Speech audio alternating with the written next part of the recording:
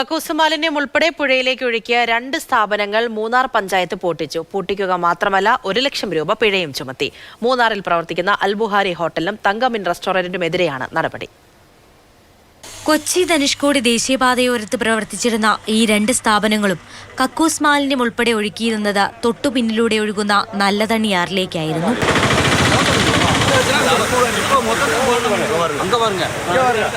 നല്ലതണ്ണിയാറിലേക്ക് മാലിന്യം ഒഴുക്കിയത് ശ്രദ്ധയിൽപ്പെട്ട നാട്ടുകാരാണ് പഞ്ചായത്തിനെ അറിയിക്കുന്നത്.